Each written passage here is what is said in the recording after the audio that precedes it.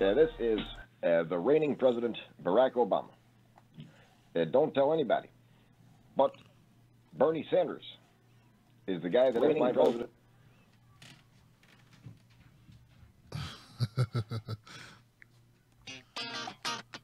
Tim Black. Tim Black. Tim Black. Yes, I am. True. Funny. Tim Black. I am TimBlack.com. Tim Black.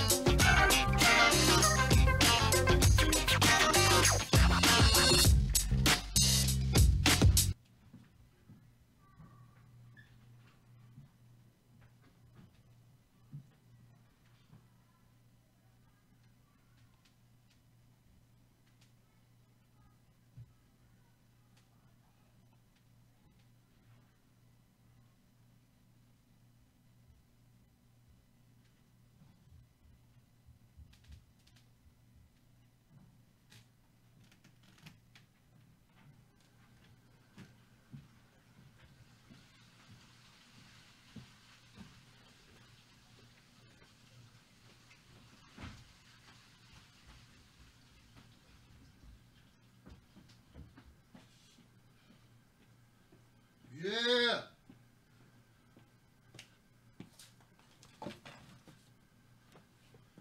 Yeah. Yeah. Yeah. Yeah, people.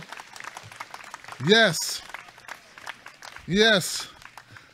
YouTube. YouTube, where's my votes? Where's my votes, Democrats? Go get me my votes out here right now. I need my votes. Go scare me up some voters. I need my voters now. Identity politics. Identity politics. Identity politics, you dummies. Identity politics is all that matters. Where's my votes? Where's my donations? Where's my votes? Didn't I tell you to go get my identity politics served up on a silver platter? Get out there and get that done. Where's my psyops? Where are my psyops? Where are my psyops working? Psyops, you better be working on my stuff. That's right. I'm the Democratic vote pimp. Where's my votes? Give it up for that.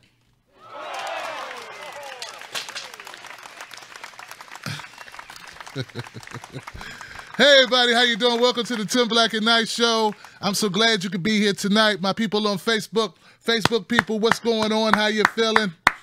My Facebook people always in the house, man. Much love to Facebook. You guys are something else. You guys keep me down, hold me up. You keep me around. You the ones that you're my crew. So thank you for being who you are. I appreciate you so much. Always want to give some love out to my people on Periscope. Periscope people, get up for the Periscope people. Periscope's coming through nice and heavy nowadays on a Friday. I know you got your wine, Periscope. I know you got your wine. Some of you are drinking tequila. I know you are. You're enjoying a nice, cool beverage with your friend Tim Black. Where are my people on YouTube? No, my people on YouTube. Oh, my goodness. My YouTube people, man. Wow, give it up for YouTube. Tim Black's Wolf Pack.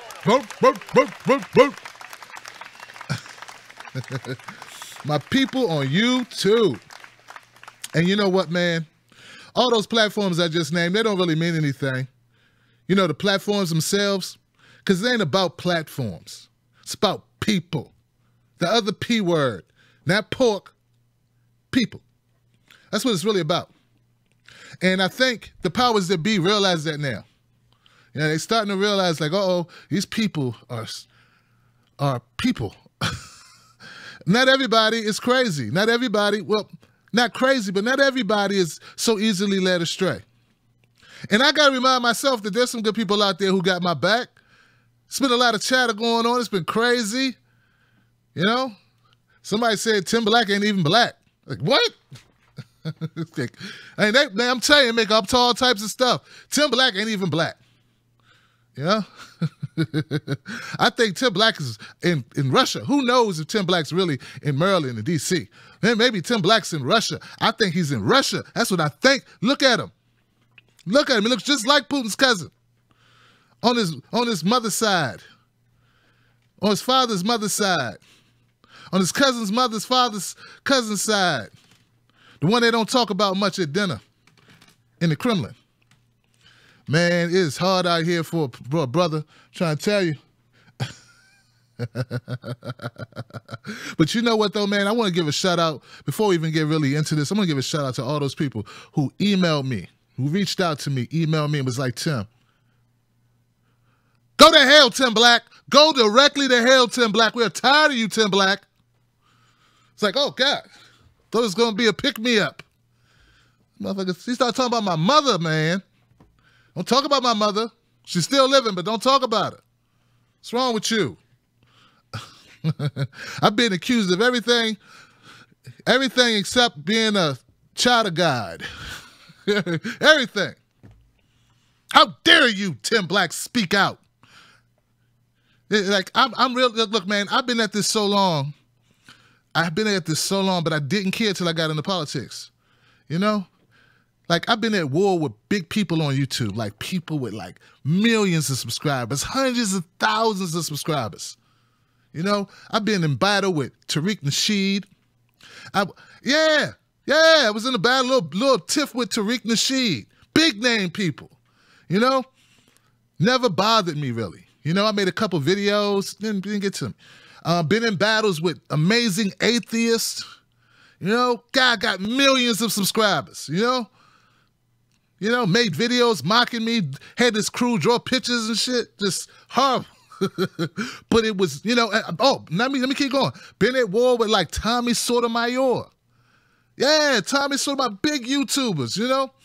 Guys doing their thing with, you know, raking in hundreds of thousands of dollars a month or whatever, and little old me, you know? And it never really fazed me much. I just laughed, you know? Because it wasn't serious.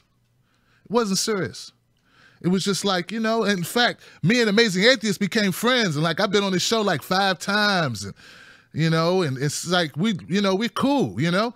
Tariq and I don't talk, but, you know, Tommy and I don't talk, but it was never really no big deal.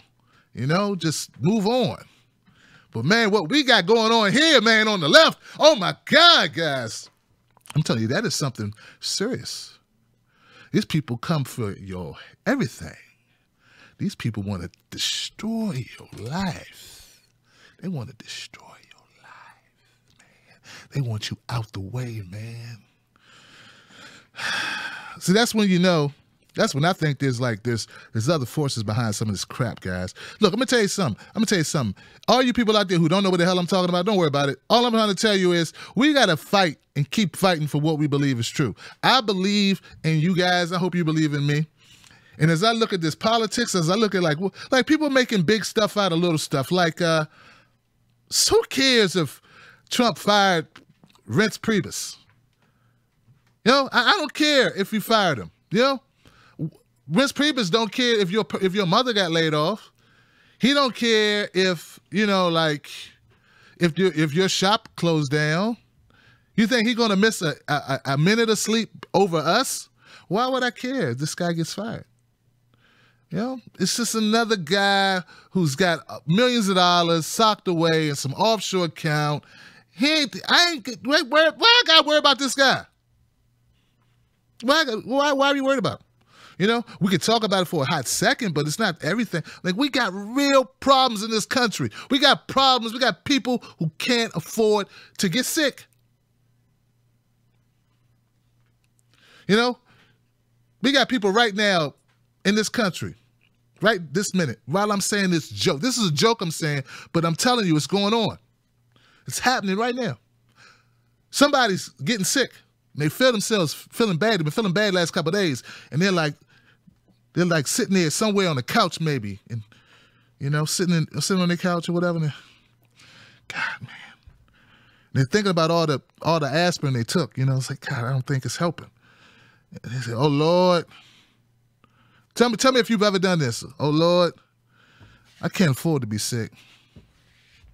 I can't afford to be sick, man. Oh, no, please, I can't afford to be sick." You ever had that feeling? Do you think Reince Priebus ever says, I can't afford to be sick? No, see, that's regular people problems. That's a regular thing. That's something that people who don't work in Congress think about.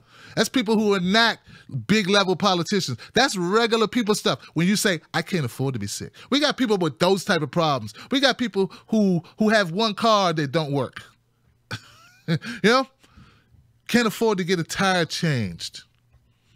And look, those people are vulnerable to other people. Those people are vulnerable to all this crap that we try to fight for every day, because we real people. We are real people. So when we cover politics, when I cover politics, man, don't ever think that I don't remember or know what it's like to be real people, because I am real people. Rachel Maddow, not real people. Not real people. She's a skin job. She's a Westworld skin job. She's not real. She's an AI, artificial intelligence. It's not a real person. It's something else, man. That's some other stuff. And then, what? Matt Lauer, not a real person at all. Ain't been a real person for years. Nope, not a real person. These people are not real people, right? I got no problems arguing with someone if it's a real person. Like, because at least you're a real person. We can really disagree. Say what you want about the people I named that I got in beef with, but those real people, man, I've been being hounded and trolled by fake people. So us real people, whatever our disagreements are, right? We can have that conversation. Real people can have conversations. When we don't have agendas, we can have conversations. When people don't want to have conversations, they got agendas. They don't want to talk. When they don't want to even talk about what the issue was, they got agendas. That's how I look at it. Because if you, like, look. If you're my next door neighbor and I got a problem with you, and I don't come knock on your door and express myself like, hey man, won't you keep your dog, clean up after your dog, man, you know? Could you please, you know, because like we hate to tell a friend, we hate to tell a neighbor, we hate to tell real people stuff like they don't want to hear, but we tell them, you got to tell them, man, you stepped in dog crap 4 times on your way out to work, and you don't have a dog, and they have a dog, and they don't lock the dog up. And one day it's like, God, I gotta talk to him. You know, you try to show him signs that you want to talk to him about it, but you don't want to talk to him. So, you know, you see him with the dog. Hey, man, you know, hey, man, nice, I love your dog, man. Ever thought about, you know, putting him on a leash or something? Would that be okay with the dog? You know, because you want to drop hints. Because you're a real person. Real people have real problems, sincere problems, not, you know, some cooked up stuff. You want to talk to the person because you want to find a solution to the problem. Maybe the dog's allergic to collars.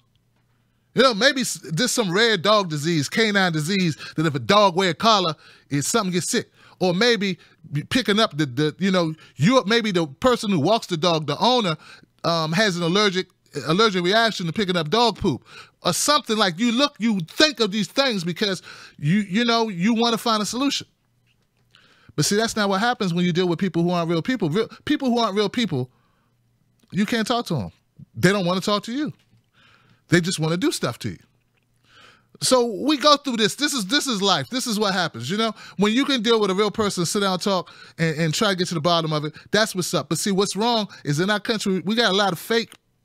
We got machine people. These people, when you are paid to do something, you don't want to have conversation. You don't really want to find a solution to the problem. You just want to make noise, or you're hired to do something. You don't want consensus. So when I look at the Democrats, the Republicans, all this stuff, the fighting, I don't see people really wanting to do solutions. Come on, they don't really want solutions to problems. Come on, man, if it take you 7 years to come up with a healthcare bill, come on, man. Come on, man. Talk to me, YouTube. Talk to me, Periscope. Talk to me. Come on now.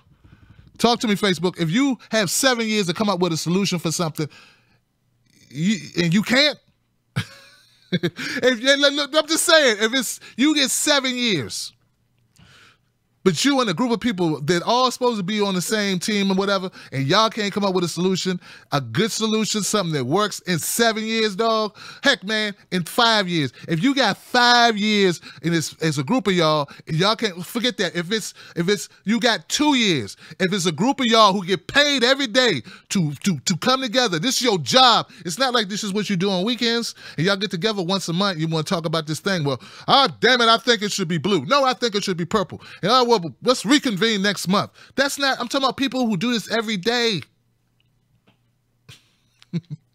I'm talking about the hypocrisy of our democracy. The hypocrisy of our democracy. That's the title of this rant. I'm serious, guys. Think about it. If you got 1 year to come up with a plan, 1 year, and you got 50 people, and they're all supposed to be on the same team, you can't come up with a plan in a year, and you go to work every day, I want to know how many of y'all would still have a job.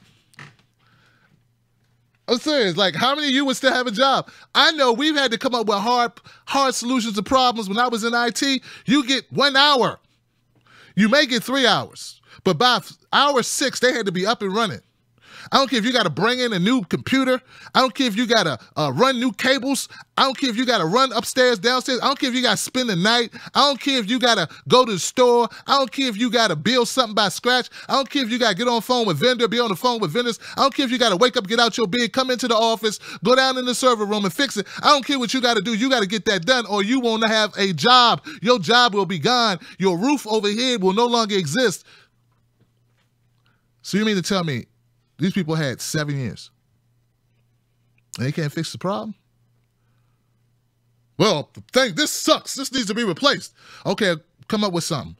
We're going to do that right now. And then you run on it. You tell the whole world, hey, we're running on this. This thing sucks. It's hurting you. And we're going to fix it. That's what we're going to do. Put us back in there. And you put them back in there. And they don't have a plan. And they still have jobs. It's the hypocrisy of our democracy, ladies and gentlemen. That's what that shit is, man. You can't tell me they don't want to fix it. They don't want to fix it. If they wanted to fix it, it'd be fixed.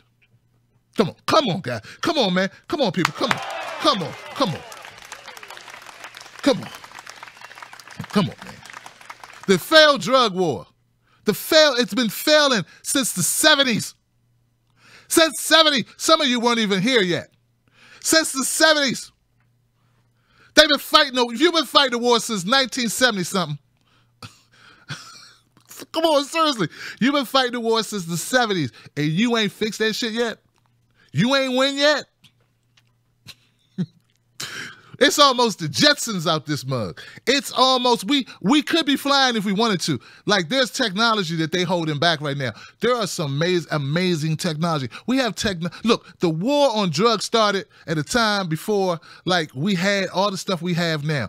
There are so many things that we haven't advanced to, not because it's not capable, it's because they don't want to crush other markets. They're like the CD, they had the CD way back in like 1950. They didn't release it till like 1980 because they didn't want to crush the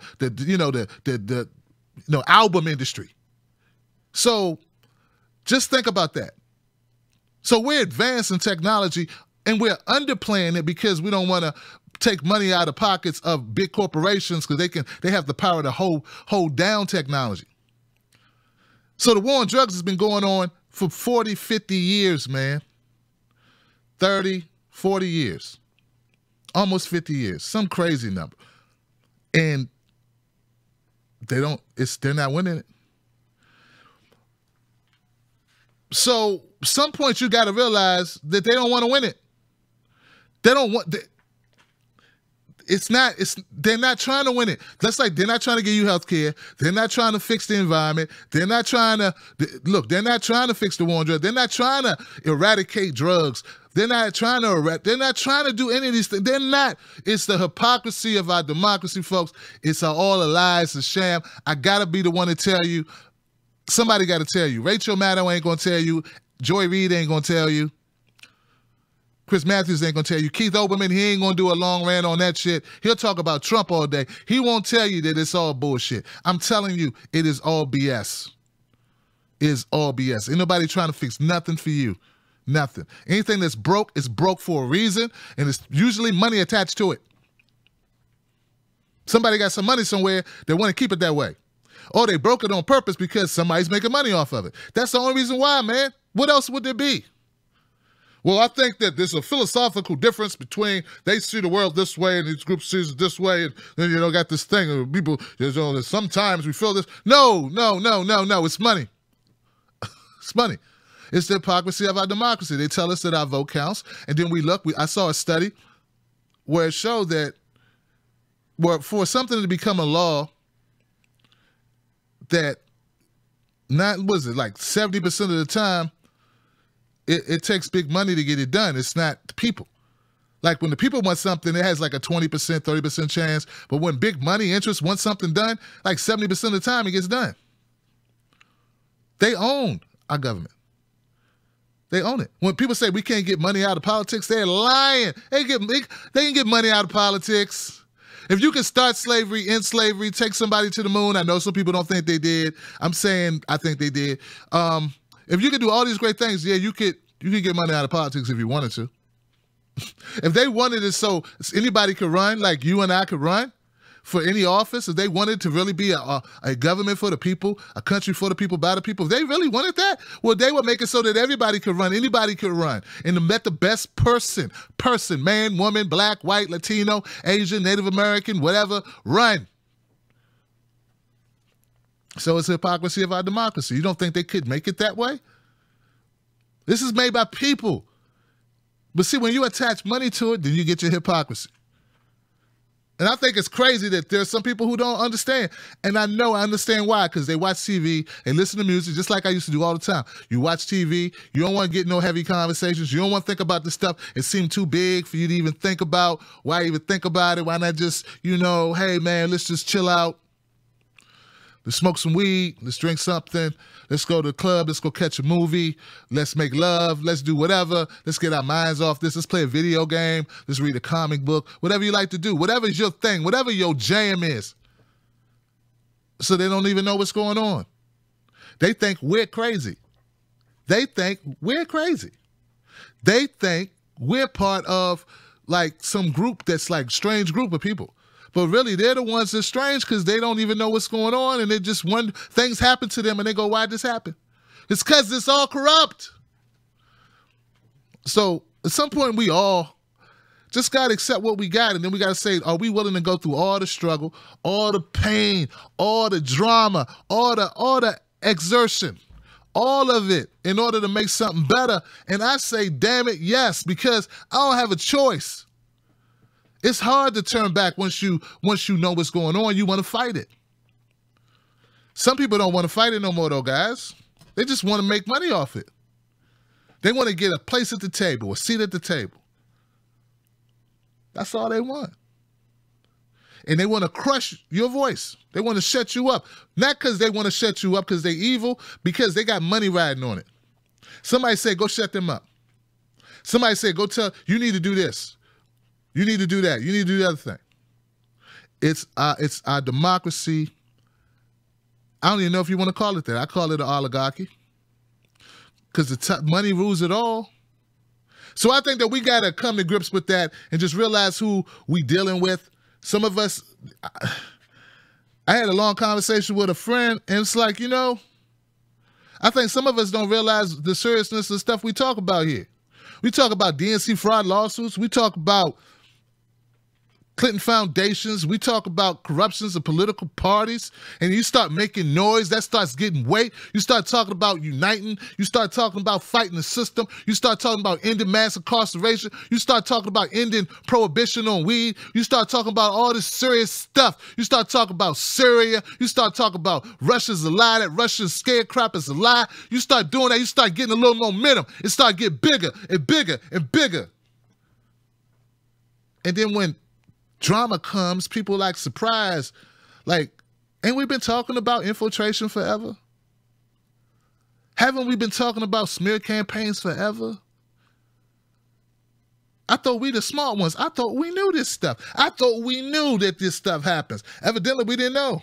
Evidently, the people that were sending out all the memes, doing all the retweeting, doing all the Facebook posting, was just posting and retweeting because it sounded good and never really thought it applies to them. Like, yeah, you're getting big. You're getting big. I'm getting big. We're getting big.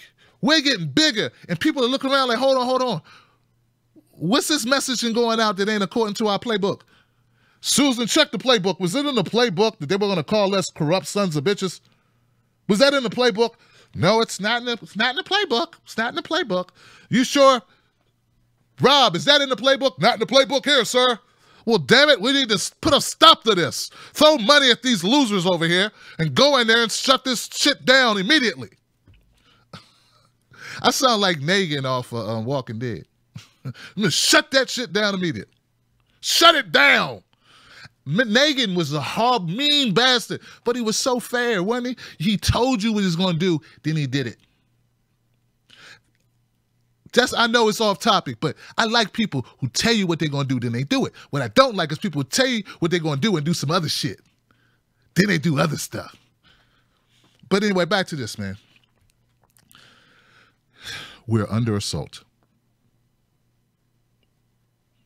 Supposed to be.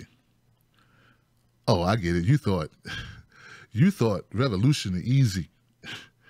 You thought like creating a movement was going to be easy. And you thought you thought you could go around and just like tell the truth about people on MSNBC, CNN, Fox, and like it was gonna be cool. Nobody was gonna say nothing. You just gonna be able to do that? Okay. That ain't how that's this. Look, that ain't how it work, homie. Hey, homegirl, that ain't how it work. Tell the people in the 60s how it worked. They shot protesters back in Kent State. Just like they did in Standing Rock. What, you thought this was going to be sweet? You think you could just get on your little social media app and say what you want to say? They watching you. Why are they watching you if they ain't going to do something? Why are they watching you if they ain't going to try to disrupt it? Why are the surveillance guys if they not going to do something? Why are the collection of data if they not going to use it? Come on, people. Come on. Come on. People popping up you ain't never heard of. They've been around like 3 months. All of a sudden, they're like in the conversations or something. Like you look on profiles, the 2 posts. No, 3,000 posts, 6 followers. And they got a lot to say. It's like, who are these people? Being infiltrated. Then they know that's obvious. If you just click on that, that's obvious. So what they do, they got to give people money to get the more established people. That, you know, get them to kind of. So I think what's happening right now is like everyone needs to go out here. You said you knew what was in the Kool-Aid. You was telling everybody you knew what was up. You were informed. You were aware. You were woke. Okay, stay woke. But when we go on these rough rides down these turbulent lakes and rivers and streams, oceans, well, let's not act surprised and let's not turn on each other. Let's not rip each other's heads off. Let's have each other's backs, because any little personality things, that ain't nothing. What the real battle is to fight for our democracy, to get it back out of the hands of the oligarchy. Our real fight is to get my brothers and sisters who are poor, who are desolate, who are dying because they don't have health coverage, to get them some coverage. Our real fight is to get the people, the young people, to be able to not be buried in the mountains of debt, trying to go to school. That's the real fight. The real fight is so that people can drink water like I just did and not be afraid that they're going to have too much lead in their system, that they're going to be damaged, the cerebral cortex is going to be fucked with, or that they're going to develop toxins or the cancers. Like, that's the real fight. That's the real thing. We got kids going to bed living under poverty. That's the real fight. It ain't about personalities. It's not about this person, oh, I think this person this or that. What have they done for the movement? What are they doing for the movement? What are they spewing? Are they propping up the establishment or are they not? Are they voting the establishment candidate? At the end of the day, you can't tell me nothing if at the end of the day you supported the establishment. All that other stuff, these little issues, you look like, oh, he's on that issue. I like that. Identity politics, fine, I see you. Okay, but when it's time, what did they vote? What did they stand for? Did they stand on that change? If they didn't, it's a reason. Nobody's stupid. Everybody can see that these parties are corrupt. They can't see that. You can't be in this. That if I've only been in politics for a little over a year and a half or so, maybe 2 years, how can I see it? And they've been in it for 5, 10 years, and they can't see it. They see it. So it's not about personalities. It's about the hypocrisy of our democracy, right? That's it. Hypocrisy of our democracy. And don't be fooled. It's going to be tough. It's going to be rough. It's going to be strenuous. You may lose friends. I may lose subscribers. I have lost subscribers. I may lose partners. I may lose sometimes hope, but I get it back because of people like you, because we're all the same. We ain't paid by establishment. We do this for the right reasons, and our hearts are in the right places.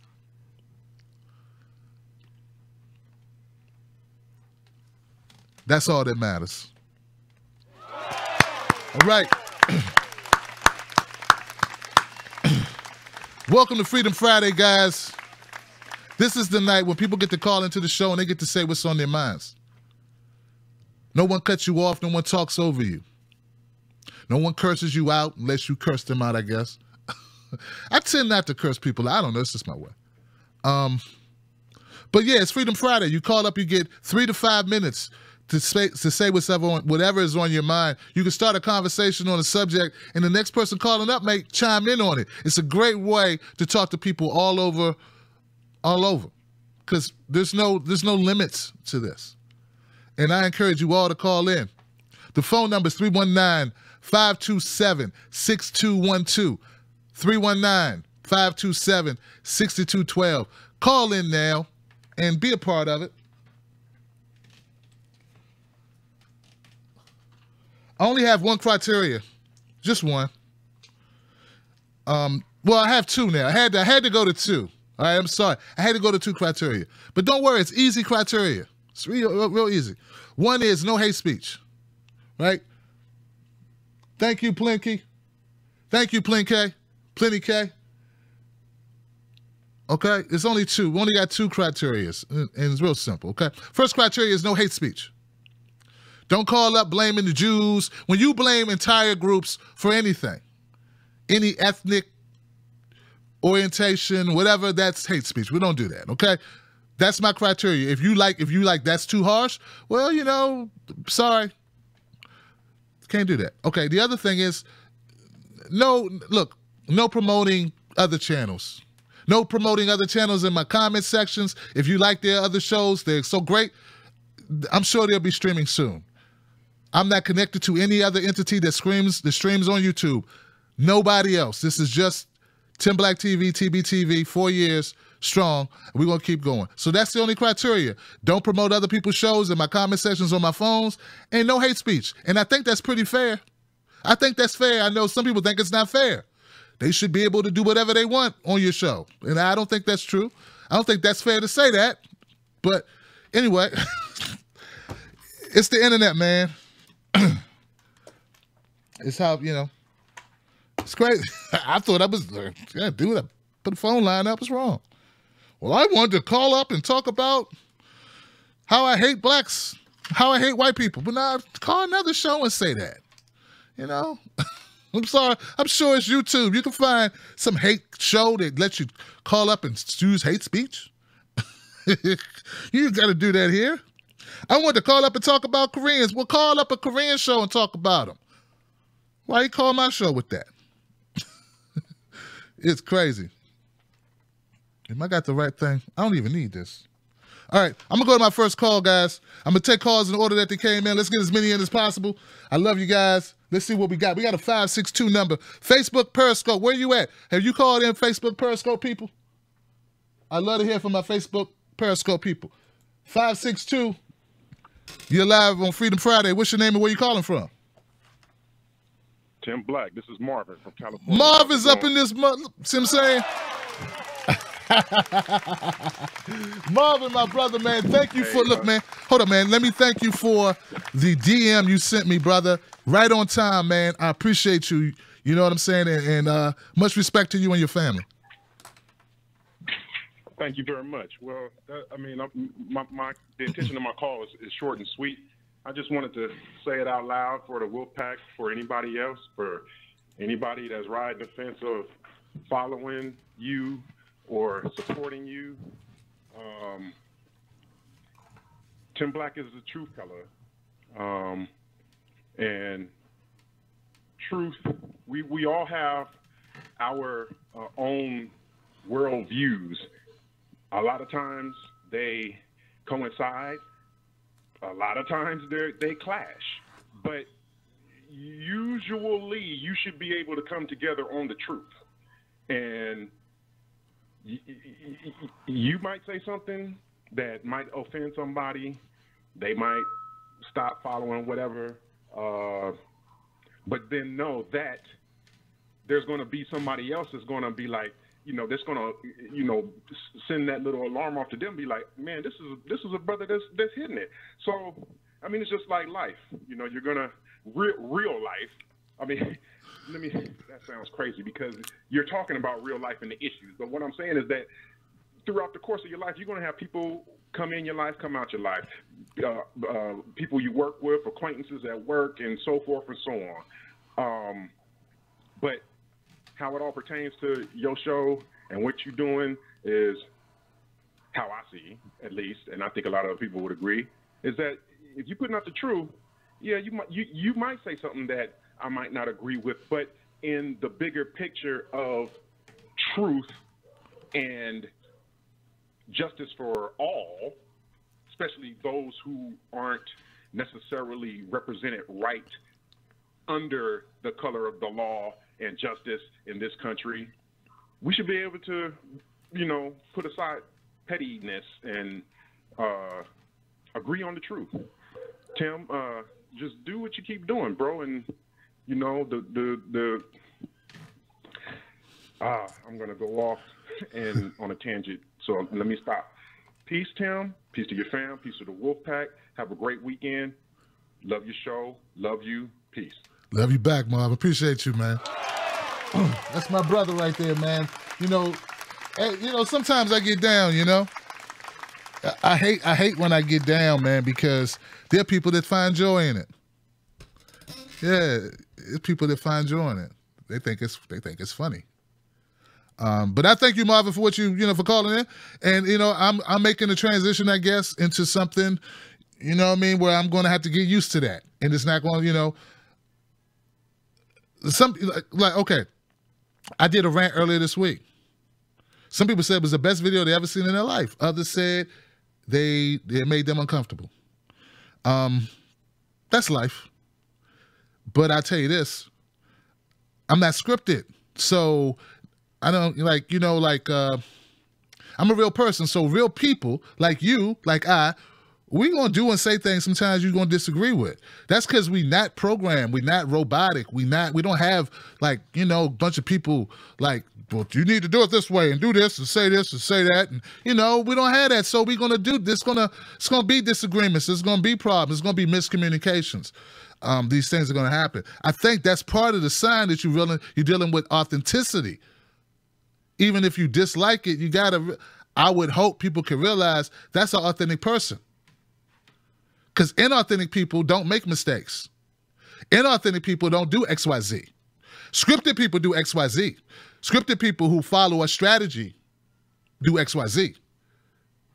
But I'm going to go ahead to the next call. Thank you, Marvin, for the phone call, my brother. Hope that makes sense to somebody out there. 734, you're live, Freedom Friday. What's your name? Where you calling from?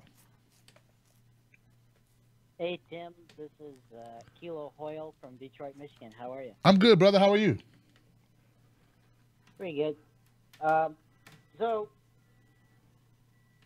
I don't know. So many things to talk about out there, and just. But I guess if I could put in one word, I'd just say it's tremendously horrible. It's just tremendous. It's horrible. It's horrible. But it's. I don't know. It's interesting that, for example, Donald Trump's taking all this claim that the economy is doing good when it's not his doing. It's the current. We're in a big bubble right now. I think that's where we're in, and I think unfortunately we're on our way to another recession because that's just all this quantitative easing to Wall Street. It's been so just penalizing on us.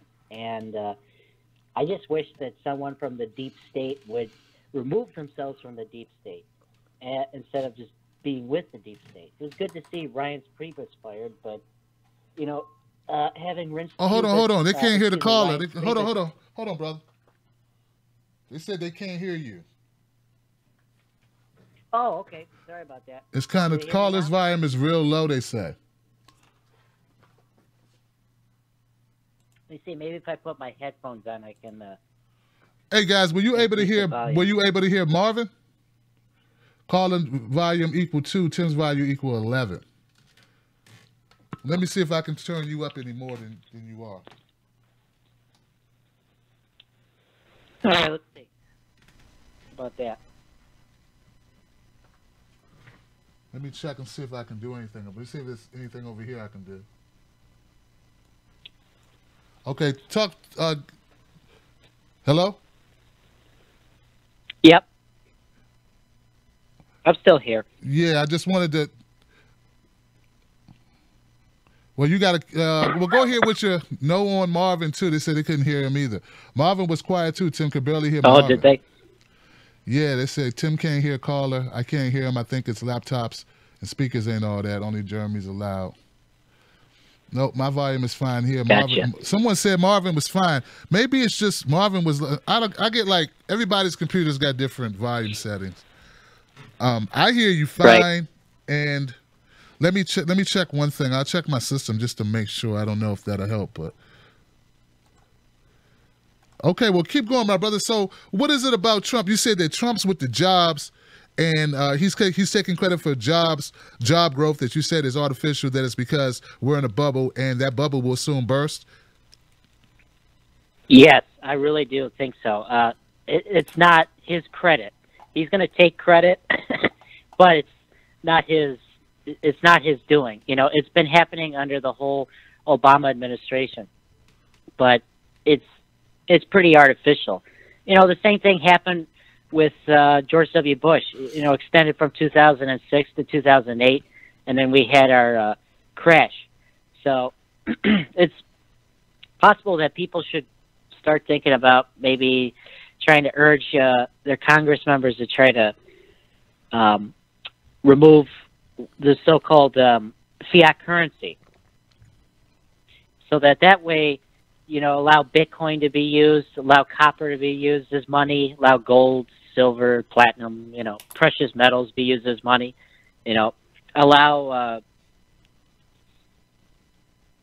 just to make sure inflated prices go down, so that way we have less income inequality for the middle and poor, Okay. And it's amazing, too, how, for example, you have talking heads like Mark Levin talking about cutting food stamps. No. You don't do that in a crisis like this. You want to help people. You open up more 99-cent produce stores, for example. It's like Steve King when he's like, well, there's all these fat people around. Yeah. Well, you open up more cheaper produce stores to help, people who are overweight. And it's, they just got to start using common sense. If say they were ending our wars, we got to end the influence of the petrodollar. All right. the same things that Jimmy Dore's been talking about, for example. So, and you've been talking about. So, hopefully, somewhere along the line we can get there. Free public college tuition. We can get there, but we got to get our own house straight first. Hopefully we can do that. I tell you, man, okay. Yeah, and just one more thing I wanted to tell you is just because I've got my own Twitter channel. And, I was wondering if you could follow me on there because I wanted to send you something funny. What's your Twitter handle? Through a DM. Sure. What's your DM? Yeah, it's at Kilo Hoyle, at KILOHOYLE, and then you've got my main username is like Jack HQ in all caps. Okay. And then I've got like 2 satellites on it. Yeah. That'll work, man. I've got the good. Kilo Hoyle. Yeah. Kilo Hoyle. Kilo Hoyle. Got it. I'll do that, man. I'm the one with the good hair, the one that's better than Anthony Scaramucci, Oh, wow, man. Hey, man, that's what's up, man. He got some good hair, man. I'm jealous of you for real, man, because I'm bald, but I'll get over it. Look, I will definitely follow you. Okay. Yeah. I'll definitely follow you, man. Thank you for the phone call, my brother. Thank you. And you know what? I need to get into the petrodollar, man. It's like I got a lot of reading to do. I ordered like 5 books off Amazon. I've had them for a month, and there's so many topics I need to dive into. And I guess that's us all, right? We got to make time to read more, grow more. But shout out to you, man. I appreciate it. 770 is the next call in my queue. How you doing? You're live with Tim Black on Freedom Friday. Who's this, and where you calling from? What's up, Tim? This is Super Dave from Stone Mountain again. Dave in the house, my brother. What's going on, Dave? Well, nothing much, man. I just wanted to comment on something, and then I'm gonna kind of, I guess, drop some facts on them, and just kind of get out of here real quick. I'm not going to get into the weeds too much here, brother, but I really did have a comment on some things that have been going on, and I just wanted to make this point, and then I'll get out. It's real easy to work when we're doing all this stuff, and we're trying to build movements and affect change. And it's really easy to work with people that you like, that you agree with. And of course we want to surround ourselves with people that think alike and that believe in the same things that we believe in. And there's nothing wrong with that. But, and it's easy when you have 5,000 or 10,000 followers on the internet and you got your little group of people saying, well, I'm not going to work with anybody I don't like. And that's cool. That's your right to do it. But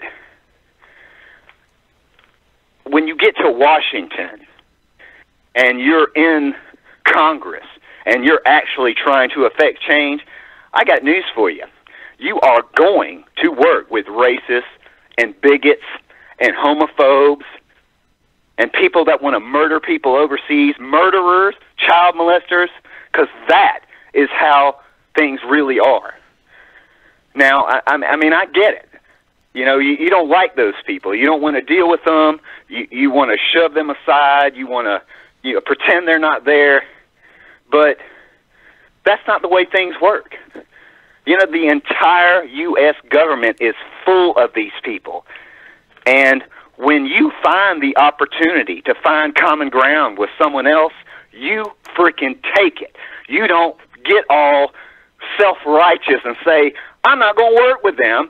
Tim, I'm gonna be vulgar here, and I'm gonna say it just like it is.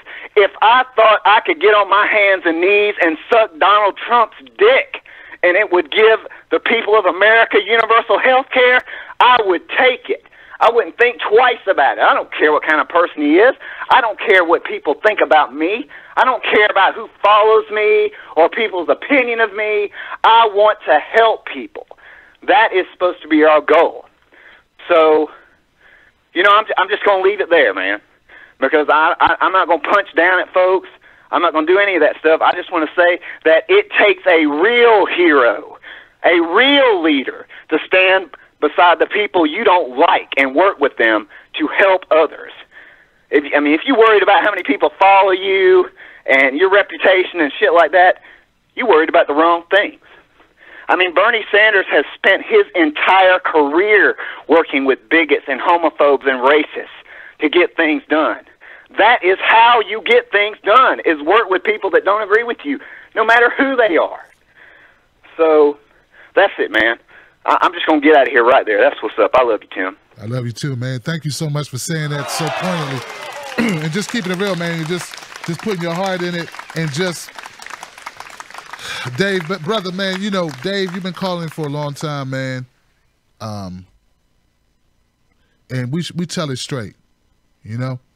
I don't believe that anybody had a real problem with that whole discussion, brother, for any real genuine reason. How can I say this? Okay, I'll put it this way. As a black person in America, for a black person to say, I'm not going to work with racists or bigots or whatever, that's crazy.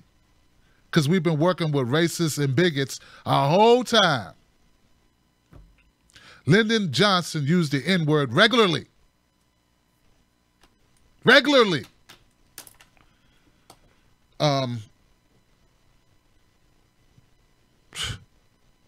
don't know what these people thinking. I mean, how are we going to have enough people to change stuff if we don't work with people who want to work for that specific change? That specific thing. I want to move this dresser. I want to move this car off my child, and I can't lift it alone. I see somebody, and I'm worried about their politics instead of asking them to help me lift it. And they want to help me lift it. They want to help me lift the child off my baby, and I say no, because I don't like what you said that time. I don't like that thing you did. I don't understand how that makes sense unless you're not really fighting for that child under that car. Do you want to say the child or not, or are you trying to get a job with somebody over here? That's all I'm saying. I thought we try and get the car off the baby. I didn't say go dancing. I didn't say move in with them, marry them, make babies. I said we need to get the car off the baby. I don't even understand how that's an argument. Why is that something? I don't know. Maybe some callers will call up and enlighten me to what I'm missing, because obviously I'm missing a whole lot in that conversation. I don't know. But Dave, thank you so much, brother. I appreciate you, my friend. I don't know, man. 484. I ain't never said I knew it all. 484, you're live, Freedom Friday. What's your name? Where you calling from? Hey, Tim, it's me, Jared from Downingtown, PA. How you doing? I'm good, man. How are you, brother? Pretty good. This literally just broke before you even came, when you came on the air. I was looking up, Associated Press just released that Trump's going to sign the sanctions bill on Iran, Russia, and North Korea. So do you think this is pretty much going to lead to war, or potentially World War III? Wow, brother. I was looking at the testing that the North Koreans are doing. Brother, I do not know. I don't believe so.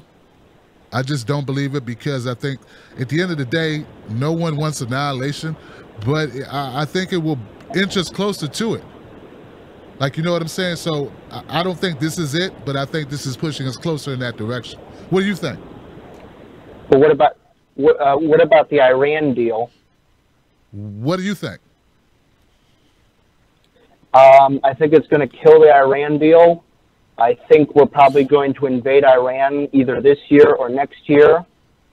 As Wesley Clark said in 2017, that our goal after 9/11 was Afghanistan, Iraq, Libya, Syria, Sudan, and the grand prize was Iran.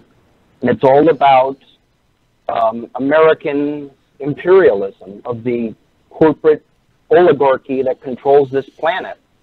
And that, you know, I mean, people thought, you know, Trump was going to change everything. It's the same thing with Obama. And I kept saying, listen, if you vote for Trump, you're just as stupid as those people in 2008 voting for hopey, changey stuff. You know what I'm saying? Because in the end, he's just another puppet. They're all puppets if you get him there, you know? And we're not going to change anything until we get this Congress out. Everybody voted. I mean, like, the vote in Congress was amazing. Even Tulsi Gabbard voted for it. And I have to cut off any support I have for her now because of that.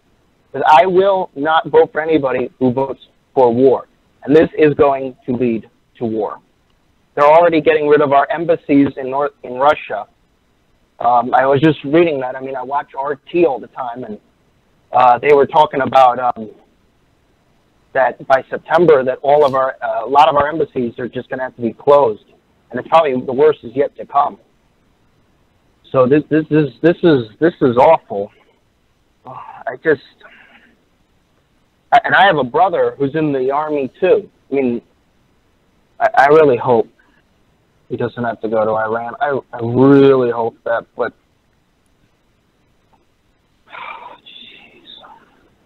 jeez, or North Korea too. That would be just oh man, this is something I don't, and I have to go to work soon too, and I got to deal with this. Right. Oh man. Well, Ben, Tim, I'm gonna leave you here. I just everybody, like, the one thing I always have to say is if people are protesting against Trump's taxes, tell them stop protesting his taxes and start protesting war, because that's the one thing that we need to really start protesting now, because this is serious. This is not a joke. All right, peace out. See you guys later. All right, brother. I appreciate the phone call. You know, he's right. And, you know, I think that as you were talking, I was thinking about what the underlying reasons are. Like, one of the things that the Republicans and Democrats have no problem coming together on is war. And that's not the way, like, that's... You're not going to get trolled off the internet for promoting war. You know, you'll get trolled off the internet for promoting, like, being on the wrong side or the right side, depending on what your ideology is, on a lot of other issues. But war, you'll be just good. Neocons want it. War hawks want it. Warmongers want it. Uninformed Americans want it, or with it. They just say, well, they know what's best. All right, I'm going to go to the next call. Thank you for that phone call, brother. 570. Hey, 570. All right, Tim. Hey, how you doing? How you doing, Tim? My name is Tom. I'm in Pennsylvania. Tom. I want to say something, you know, because during the election, I looked at the choices and I saw Trump and Clinton and Stein, and, you know, and I said to myself that there has to be another way. So I looked up the election law in Pennsylvania, and what it says is that you could vote anybody that you write in as long as you could spell the name correctly. So what I did was I voted for Bernie Sanders. Now, I'm wondering how many people actually who live in Pennsylvania who really care about this country, and all the people that showed up to his rallies in Pennsylvania actually thought to themselves to vote for Bernie Sanders. I didn't give $27. All I did was just look it up and then vote for him and everything else, because I believe in the revolution. Even if he doesn't get... I voted for Ross Perot in '92, and I think he got something like 27% of the vote or something. Clinton got 42%, and he became president and everything.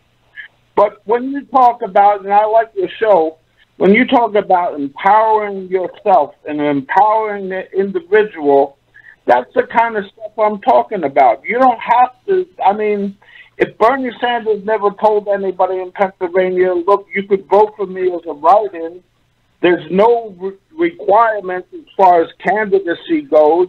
You don't have to be nominated by a party at all. You could just write that person's name in.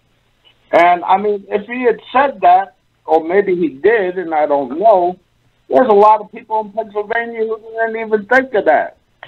So when you say the fight and the revolution, I just got to tell people to empower yourself. When I moved out here, I used to live in Jersey, my Twitter handle was the King of Jersey. Assholiness was my Twitter tag. I retired that account because I got too many people on Twitter. Well, they're more interested in what I'm doing than I really want. But my interest is mostly in Wall Street and stuff like that. But when I first came out from New Jersey, and in the middle of the economic crisis in 2008, 2009, I got disabled from Hurricane Floyd back in '98. My wife was working. They kept cutting her hours at the hospital and cutting her hours. We couldn't actually afford to live in New Jersey. So I got a chance to move to Pennsylvania, and I looked up the low-income heating program that they give to people, seniors and poor people and stuff like that, to help heat their homes and stuff. And I remember in New Jersey, we were getting something like $350 a year to help heat our homes. When I got to Pennsylvania, it was $100.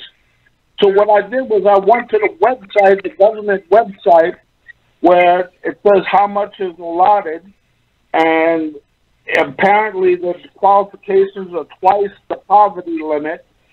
So I looked up how many people there were at twice the poverty limit in Pennsylvania and how much the federal government actually paid them. So I sent an email to, back then it was Governor Rendell, Ed Rendell, and 2 days after I sent them that email saying that, Pennsylvania gets a lot more than New Jersey, and they have a whole lot less poor people, he increased the LIHEAP to, I think it was $400 for that 1 year in 2009 or 2010. And then Tom Corbett, that asshole, got elected because Rendell was done, and he's a Republican, and he changed it back to 100. But before he changed it back to 100, he did so much legislation. If you look up the LIHEAP law in Pennsylvania, it is so complicated now that I would need a lawyer to be able to understand how they're doing that. So they're taking all that government money, and they got slush funds, and they're handing it out and everything else like that. But me, as a single individual, I took the time to actually figure out how much the budget is for that. And it's really, if I can do something like that, and I could help all those poor people, and I could tell you that they're wasting money, that they're slush funds in every state. When you say the federal government's going to pay something, they're out there handing out money. They're waiting in line with their palms open. And then when I look at health care, I saw the same thing happen too. Health care never used to be expensive until somebody said, well, we're going to grant people health care, universal health care. And soon enough, all the lobbyists, all the health care providers were lining up around the block with their hands open, saying, it's going to cost more next year, and and we can't do all this, or we want more money. When they voted on the health care bill last night, the one thing that the Republicans, I heard that the Republicans were afraid that they were chicken shit, that they didn't have the guts to pass the bill. Well, the fact is that people actually have health insurance, and the thing that they most don't have the guts is to stand up to healthcare lobbyists who go down to Washington, who buy these politicians, the big healthcare organizations, Humana and Aetna and all of them, and Blue Cross, and they go down there, and you know, it becomes so they don't want to stand up to the lobbyists. If you put caps and controls on the pricing, you know, they're going to say, well, that's not American. We can't do that because that's totally un-American. We're supposed to be about profit. Well, look at what happened with pharmaceutical when they gave you Part D. When George Bush gave pharmaceutical, which was a he was able to get medicine for all the people who needed it. I gotta leave it there, brother. They didn't say anything. Tom. They just said, you know, Tom, I gotta leave it there, brother.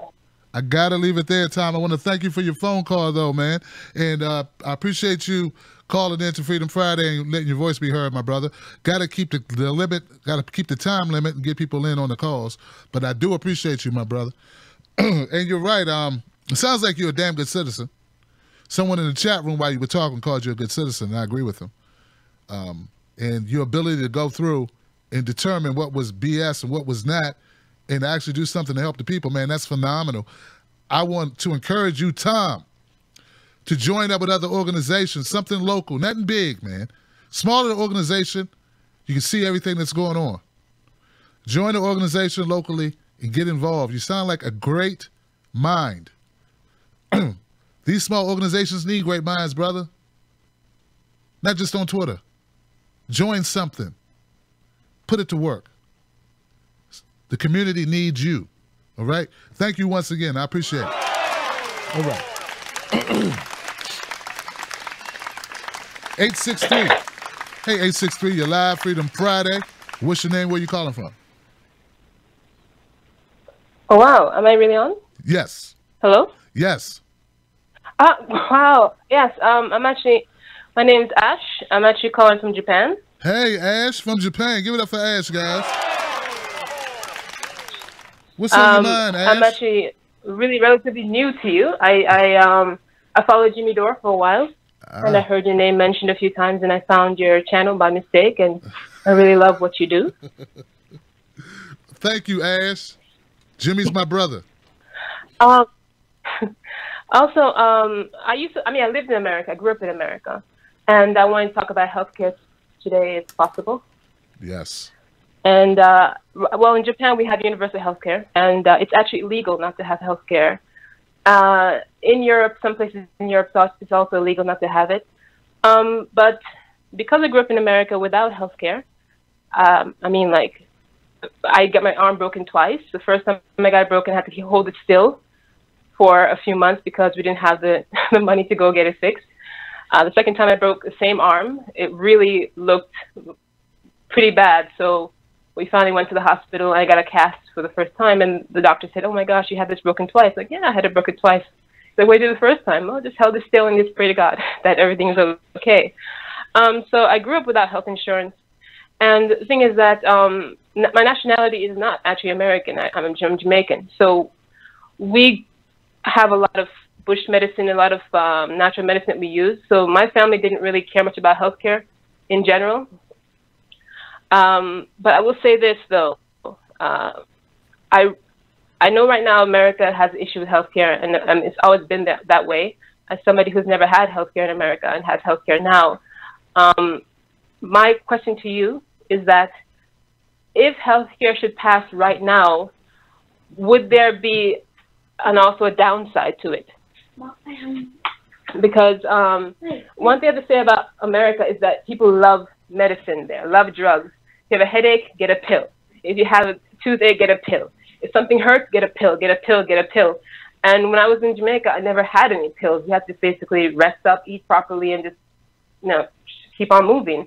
When I went to America, everything was a pill, and I never actually realized how many pills we were taking, Advil, Aleve, Tylenol, whatever. If there's any kind of discomfort at all, get a pill. And now, after the Obamacare came in, the opioid problem boomed. And I'm not saying it's because of healthcare why that boomed, but I did see an interview with somebody who had an opiate addiction because these pills are coming from doctors.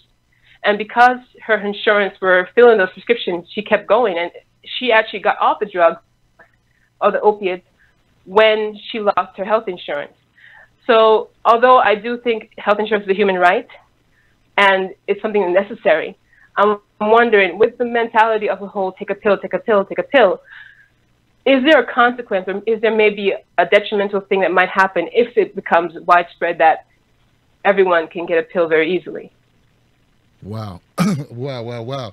That's a good question, Ash. I never really considered it. I want to thank you for the call. let me, I'm going to try to see if I can, so I was thinking, okay, so I don't think it's the problem that they have access to healthcare. I think the problem is they have access to unethical doctors. We just recently had probably the biggest seizure, arrest of doctors writing fraudulent prescriptions for opiates. And that happens. The fact that they make money off of pharmaceuticals, that's the problem. I did a report maybe like 5 months ago about these small towns where these doctors were having all of these pills shipped in. Like 100 pills for each resident of a small town. Now, I don't know about you, but if you are running a business and you order 100 pieces of something for these people, whatever it is, your plan is to sell those 100 pieces to those people. And in this case, it was opiates. So we have a problem, not with the, I understand what you're saying. We do have a problem where people are using too many drugs, but those drugs are typically prescribed. There's an over-prescription. We are overly medicated in this country. But when you break your arm, you should be able to go to the doctor. And I'm so sorry you couldn't go to the doctor, Ash. That's a separate issue, I believe. But we need reform in a lot of ways. And we need oversight in the dispensing of pharmaceuticals to the general public. I get your point. I do. But we still need that health care because we have people that are dying because they don't have health care. And we still we need to deal with the fact that we have doctors over-prescribing. We have people breaking the law for profit with opiates, with other medications. And that is a separate issue that we need to crack down on. So how about this? How about we spend less time trying to get people for weed, right? Like I know, you know what I'm saying? Like instead of worrying about weed, we shift resources to focusing on doctors and distributors of opiates to the masses. And we leave the weed alone. We got the manpower, we got the money, we got the resources. We just don't have the freaking intention of actually doing the things that need to be done. Thank you so much for that call. I appreciate you. Something I hadn't considered. Thank you for calling from Japan. I feel that. That feels great. And 314. 314, you're live. Freedom Friday with Tim Black. What's your name? Where you calling from? This thing over here spinning and spinning. You should be up in a second. Wow, guys.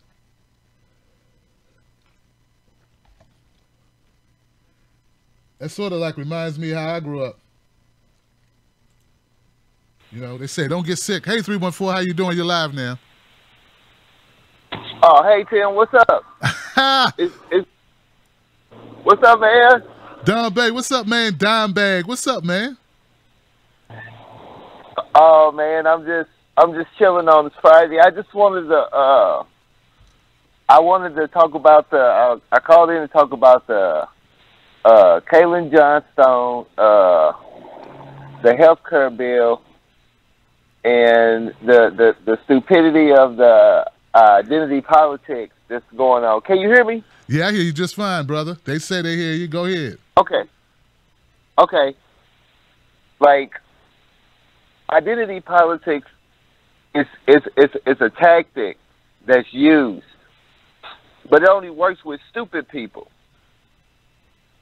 And unfortunately, we live in a country where the majority of the citizens are stupid by basically no fault of their own. So the whole time after Obamacare got put in, the Republicans used identity politics for 8 years to gin up the masses of white people to hate Obama. They kept getting elected, and when they got in power, they can't legislate. So now, on the left, the neoliberals are desperate. Because I seen when they started attacking Kaylin Johnstone, and I was like, man, they going ham on this chick. And I found the article. I read the article. Actually, I read the article 3 times. I searched the dude that she had mentioned, and then I read the article again. Now you got to be a complete moron to think that this chick is a racist. But then I also look at it. These people going ham on this woman. She don't even live in the country. She lives in Australia. When her family gets sick, they can go to the doctor. They're not going to be stuck with some crazy bill. Identity politics will not get you universal health care. It's not. When her kids are eligible to work, they're going to make a minimum of $16.87 an hour. That's the minimum wage in Australia. The minimum wage over here is what? Depending on what state you're in, what, 7-something? Yes. $7-something an hour? Mm-hmm. Identity politics is not going to get you a livable wage. And I'm going to go with pay. It's always going to be people that's not going to like you. But that's not really a big issue. It's the determination if this person's going to be able to harm you. And if you got the resources to be able to protect yourself if somebody's going to try to do harm for you. Identity politics is not going to protect you from harm. The only thing that can defeat systemic racism is money. Because when you have money, you can be able to accumulate the resources you need to protect yourself. Identity politics is only used when one side is getting very desperate. And that's what it is. And I say the Republicans is going to lose in 2020 if we do this right. They're going to win in 2018, there's no doubt in my mind, but we could completely take over by 2020. So these people are stupid. And it's a lot of desperation and a lot of people using other people for individual gains at the expense of others. And the only way we're going to be able to even build a foundation for what we need for future generations to survive, we got to crush these people and be done with it. We cannot play nice anymore. That's all I got to say. State of resistance, not that corporate media bullshit, and not some of the bullshit that's coming from independent media. And I'm out. Thanks, Tim. Man, thank you, brother, for putting it so well, my friend. So well. Identity politics ain't going to save you. It's not going to put food on your table. It's not going to give your kids an education. It's not going to provide you health care. It ain't going to do nothing for you. It's going to do something for them. That's to rile up votes. That's it. That's all. And the thing about it is, you know, like I always say, guys, if you got a regular job and you work that job, whatever you do, even if you have a regular business, you're busy. I'm trying to tell you, when you eat and drink and sleep this stuff to a certain degree like I do, there is no way. I'm going to say this, there is no way that they can pretend not to know what we know. They know that identity politics is being used, what it's being used for, and the intentions of it. These people are not ignorant. They're not stupid. It's all a strategy, as Don Bay says. They know what they're doing. They're crafty with it. I'm telling you, they are very crafty. All right, so let's go to the next one. They know the symptoms. They know what ails this country. They know the separations that we have. They know how to work on that. That's where the separations came from. Because the people screwed around, decided to work together. Oh my God. Oh my God. Like, who cares about transgenders in armed services? Look, I'm not a veteran. My dad was a veteran. He never talked to me about being worried about the orientation or the sexuality or the gender of anyone that he was beside. Ever. He talked about cowards and drug addicts who only wanted to get high. But he never talked about anything. None of that matters. When you're in a life-death situation, or you could be at any moment, you're not thinking about that. You're thinking, is this person competent? Will this person have my back? I think that's the only criteria anybody in the armed services cares about. I could be wrong. I could be wrong. Maybe there are some bigots in the armed services, I'm sure. Okay? Who have, they discriminate, they believe stereotypes about whatever, okay? Of course, they come from American society, which just has its share of the same people. That's where these people come from. Same thing with our police force. But please don't tell me that that's an issue that we need to even be thinking about. When that type of stuff comes out, that's identity politics. That's what it is. All right. 815. You're live on Freedom Friday. What's your name? Where you calling from? Hey, Tim Black. That's Elaine Bennett from Illinois. Elaine in the house. How you doing, Elaine? I'm doing real good, darling. Hi to the Wolf Pack. Much love. Miss you guys. Have just a few comments. One about the transgender service people that have been serving their country. I'm proud of you. I respect you.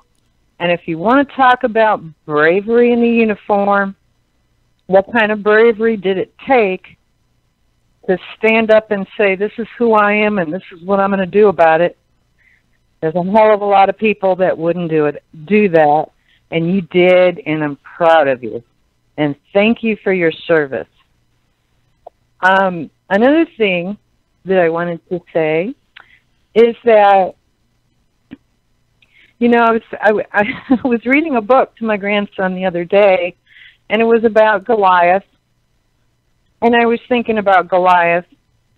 And what would happen if, everybody with their 401ks and dealing with Wall Street. What would happen if everybody stopped doing that, put their money in bonds?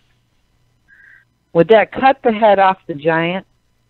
I read an article the other day that, talking about the oligarchy is happy with Trump because Wall Street's going crazy. And as long as Wall Street's strong, they're not going to get involved. But what happens if Wall Street isn't strong? And what happens when the crash does come and you got your money tied up and you lose it? That could happen too. But it was just a thought that I had. And I guess that's about all that I had to say. Oh, and David called in maybe 3 or 4 calls ago.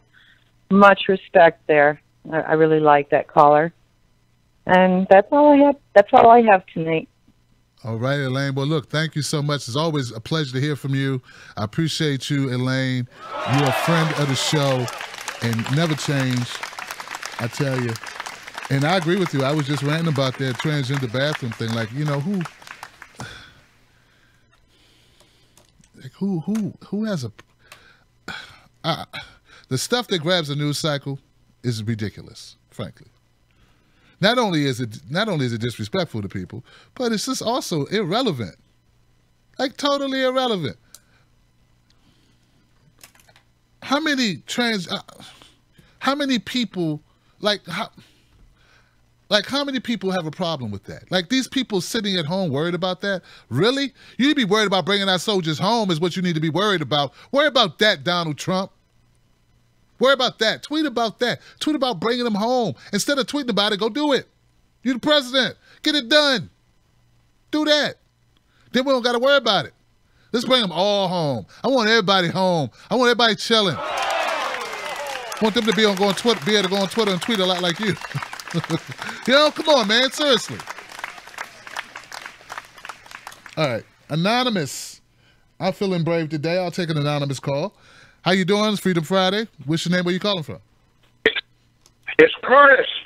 Curtis, what's up, brother? It's me, Tim. Hey, what's up, brother? Do you know who I am? Of course I do. All right, can I play my theme song for a second? Yeah, do it, man.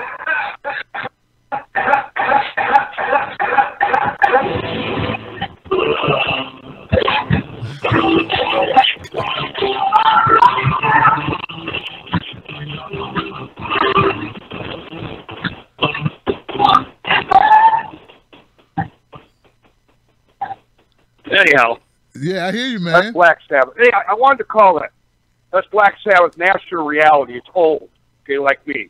Yeah, I wanted to call in about Debbie Wasserman's shows.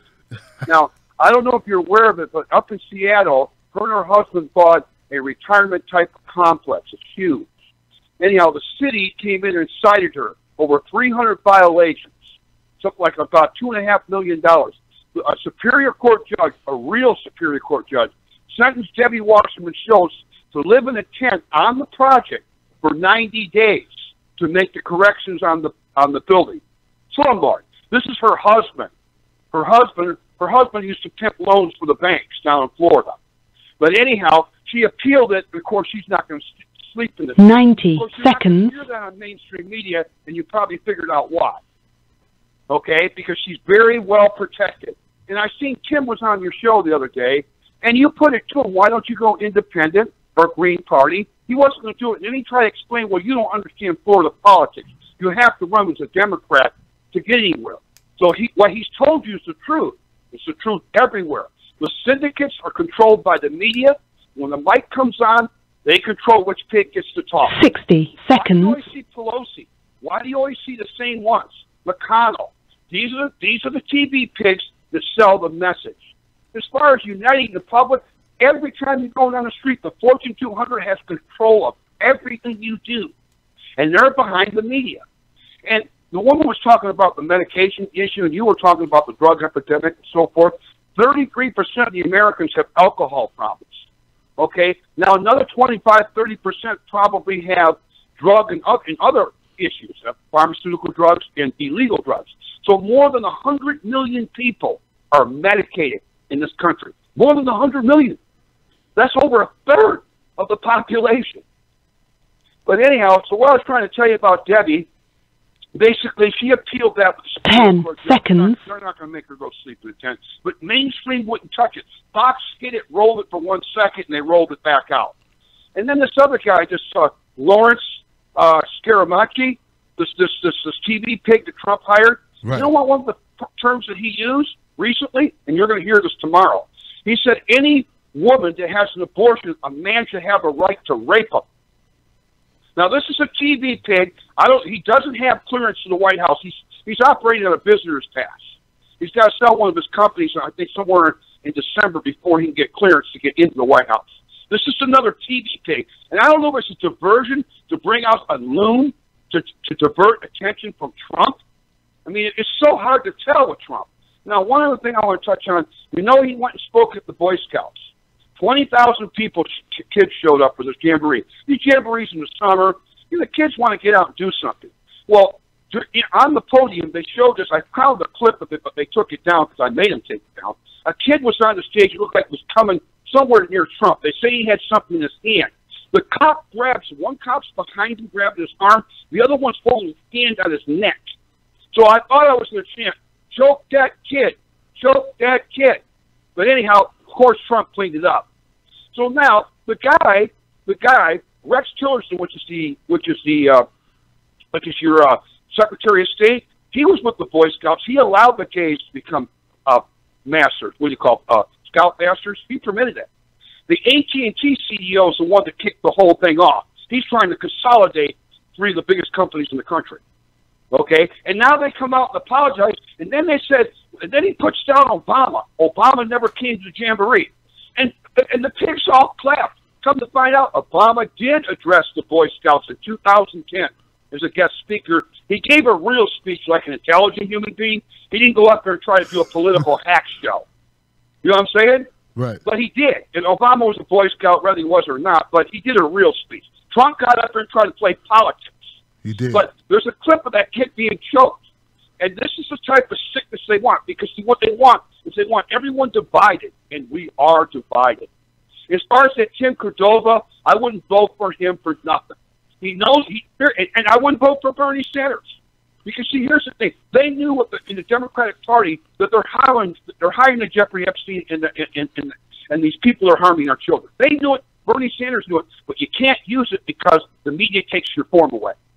Sanders knew this for one time. What's going on with that in Washington? He knew it. He didn't do anything about it. He can't because they take the mic away from you. And here's another one. Remember Ron Paul? Ron Paul had one of the biggest internet movements in the ever. He got played because he was a Republican, right? He was there for 20 years, but he can never even get in his debate. If we can't get into debate when the presidencies come up, we're doomed again. They'll flip it from one side to the other. I'm not a Democrat or Republican. I'm trying to be an American, and I was thinking about my own website, Don't Kill Curtis. But probably maybe something like that might happen. I don't care. I was involved in a civil rights attack from a General Motors dealer at the time they were getting a bailout. And that CEO was tied to Debbie Schultz tight. And Debbie knew it for a long time. I sent emails and videos to thousands of people. She didn't care. Okay? She's a sellout, but she's protected.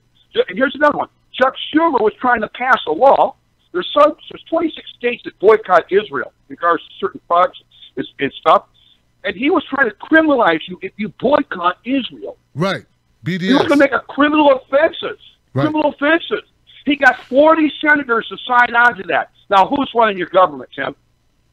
They're all afraid of the Jewish mafia. Not all the Jewish people are bad because there's a lot of them on their turning to media that are great. I don't care for Mr. Goodman because I looked at his show. He made his living off the mainstream. And after they kind of dumped him, he ran over to Sanders' camp. But I don't look for Bernie Sanders to save us. We're going to have to find a way to save ourselves, Tim. And I think we're in a lot of trouble. And here's the thing. Let's say Bernie Sanders does get pretty close in striking distance of becoming the president at 220. You think they're going to allow it? They'll bring this whole system down. Wow. They'll bring this whole system down. I think they might use Trump as the scapegoat. You know what I'm saying? I hear you, brother. They might use Trump. Curtis, man, you've been on fire, brother. I gotta end it there, Curtis. But I want you to know, man, you've been on fire last couple calls, man. You are rapidly becoming one of my favorite callers on this show. And I don't just say that for me. I say that for the community. Brother, you are spitting some real darts. Do you understand me? Please keep it up. Please stay this Curtis. Stay this Curtis. I like this Curtis. This Curtis is good for the people. You're giving great information. And, hey, man, I'm just impressed as hell, bro. I'm impressed.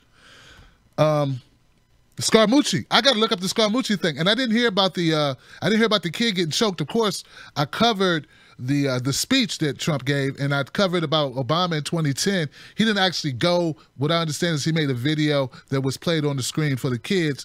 But you're right. His speech was about uplifting things for the kids, not about rivals or the media.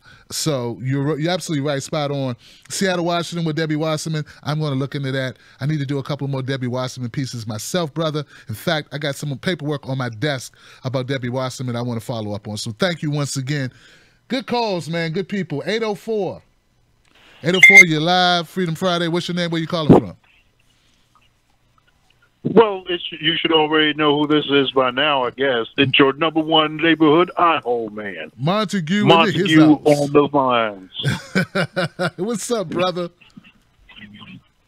What's up, man? Talk to me, man. All right, so definitely, you already know I'm about to do that. That's no problem there. So you titled the show. You titled the show "The Hypocrisy of a Failing Democracy." I have to remind you once again, Tim, that we do not live in a democracy. The United States Constitution explicitly says that this nation is to have a republic form of government. We have a republic. We are not a democracy. Wow. But what we are formed for is to establish a democracy, and that is something that we should be fighting for. We should be fighting to establish a democracy. So in essence, I can see where you're coming from, but in reality, like I said, we didn't have a democracy in the first place.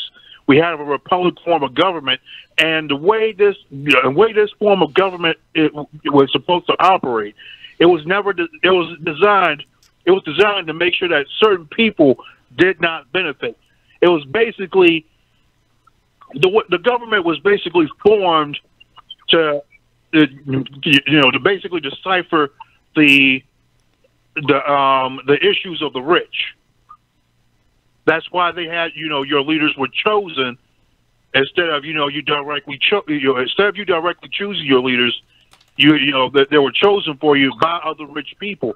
That's why they established in the Constitution only land-owning males, white males, could vote in the elections. So that's an example of how our government was meant to be a republic.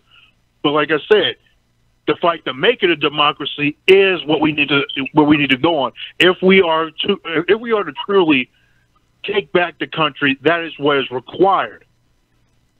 And that's why you have so many people out there that, like myself, that are running for office, because we want to put the power, we want to shift the power to the people, directly to the people's hands, where it should have been in the first place, instead of allowing a few oligarchs to make a couple of decisions that directly impact everybody.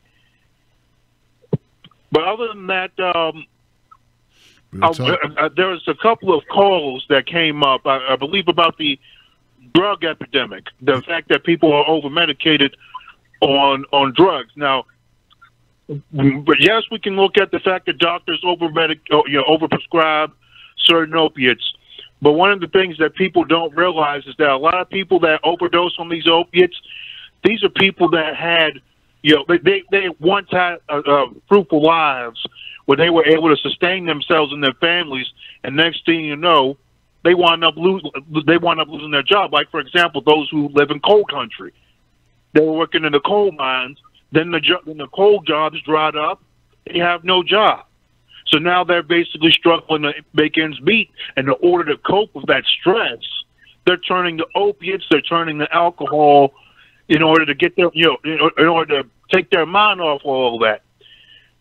So what we have to do, and this goes for, what's going on in the urban areas as well with all the crime and whatnot, is that we have to start to end this embargo on certain communities. We got to stop this embargo that's been placed on areas in the coal country and certain urban areas, especially where there's a high black population, because that's what's causing all these issues to spring up.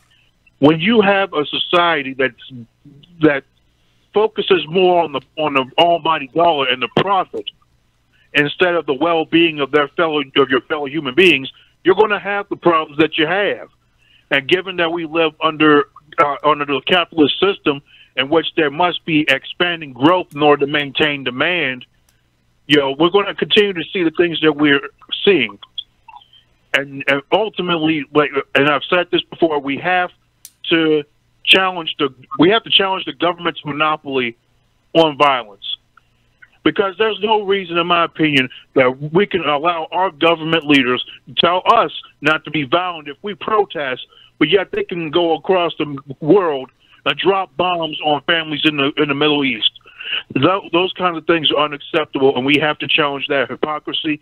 And like I said, we need to go ahead and we need to extend our hand to our fellow brothers and sisters wherever they are and stop this financial embargo on their communities so that they can prosper just like everybody else, because everyone deserves to live a life of love and dignity from birth until death. And until we recognize that, we cannot call ourselves human beings. Wow. Wow, Montague dropping the anvil. Came in here and dropped the anvil on it. I love it, man. And just to let y'all know right quick, I used to be the moderator on Tim's Speak on the Group. And I'm going to go ahead and just moderate right quick if you don't mind.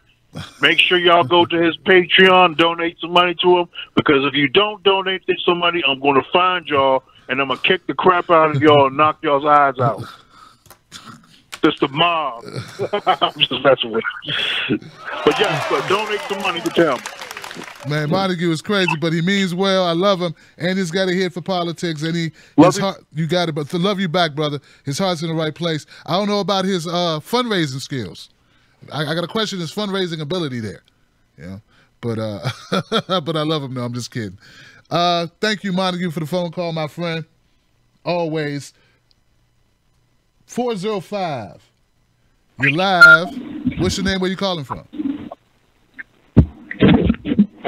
Mr. Black, this is Cosmo Vinegar from Stillwater, Oklahoma. Cosmo, talk to me, brother. Good to have you. It's good to hear from you again, Tim. I did want to talk a little bit about some of my thoughts on the whole Caitlin Johnstone fiasco, and I know you've talked to death about it, so I don't want to take up too much of your time with it. But I thought it would be worth putting that my 2 cents for sort of a comparing and contrasting perspective. As far as my opinion of Caitlin Johnstone, just as a personal perspective, I don't think she means ill will. I don't think that she's intentionally trying to sabotage the progressive movement. I don't think that she's trying to be intentionally deceitful or intentionally manipulative of her audience. Just go or taking like this sort of pseudo Lacey Green route of, hey, what if we just said nice things to each other, everything would be fine. I think Caitlin understands that there are some serious problems that would come between the people on the alt-right, or even those just on the far right and the right in general, working with progressives, that would probably make long-term alliances untenable. But I do think that it is worth a discussion on that. And my perspective on it is this: if you are going to ally with people you don't agree with, it's always wise to think about. It's not necessarily that, and this is the only point that I'd be willing to concede to Ben on, is that if you're going to argue that you should be able to ally with people you disagree with on the things that you do agree on, just always be mindful of one rule: how much are you being able to gain from that alliance versus the potential cost of that alliance being maintained. The weird part about I found about politics, and this is from my own experience dealing with Gamergate, where people like Cernovich, Milo Yiannopoulos sort of emerged from, and helped to create the sort of online culture that helped to promote areas like Donald Trump's infamous Reddit page. I think that it's important to understand that not everybody you engage with is in it to help you. You may find yourself in positions of agreement, and that's fine. You know, like sometimes we find ourselves with positions that that we share with people we hate. Hitler was a vegetarian, but I'm sure most vegetarians would not wish to be associated with Hitler if they had to be given space between him and them with a 10-foot pole, or give or take 10 miles, or 10 planet systems. But ultimately, and that's not to say that everything is terrible because of that. No, but if you have reason to suspect that the people that you are wanting to work with, because you happen to have an agreement with, share a goal that you have, it's fine to consider. No, I know I'm kind of bouncing between, but my ultimate point is that it's fine to agree with people that you disagree with. It's even okay to consider working with them. Just be mindful that not everybody who you go next to always has your best interest at heart, or even your shared interests at heart. Some of them use it as a means to make it seem like they're your friend, because it's easier to gain people to your side when you have people that make it sound like you agree with them. And not everyone's going to, and especially with the far right, there's been a tendency for them to kill off lefties, left, right, and center the moment they gain control of any sort of power apparatus. So I'm not saying absolutely not. I'm saying just be cautious. Be cautious with who you make friends with, because sometimes the people you end up making bed with can turn into your worst nightmares. All right, brother. And that's my position on it. Yeah, man, and you make a good point. You know, I agree with you. I agree with you, Cosmo, 100%. Only problem is, I think that applies to everybody, brother. I don't think that just applies to the alt-right. First of all, like, that whole conversation got focused on one individual, and I don't even think it should have been. I think that one individual, they use that as a placeholder for a lot of people. You know, like, what's alt-right? Like, people I interact with in the real world, when I go to D.C. or when I go to the grocery store or whatever, I don't even ask them, are you alt-right? Like, most people don't even know what that really means. Just like most people don't know what progressive means or what liberal means even, right? So, like, these are floating terms. My thing is, you got to watch your back when you deal with anybody. I don't care who they are. People bearing gifts, people saying they're your friends, people who, like, I had no control over who watches my show. You know, sometimes I get criticism about the people that watch my show, as if I control who watches my show. It's really crazy. We get into like book burning stages. Look, if you're running for an office, you want to vote. The person you hope votes for you wants you to do, well, you know, is voting for you to do the thing you said you're going to do that benefits their best interests. People typically, if they're not influenced by bigotry or some other craziness or identity politics or something else, they typically should vote they will vote their best interest. So if the best interest is this thing, and you don't need to use Hitler, goodness gracious, man, but a person who votes their best interest or has their best interests at heart, a lot of people are going to align with their best interest if that's what you're looking at, if that's the thing that we're talking about. And I think that's welcome to anyone.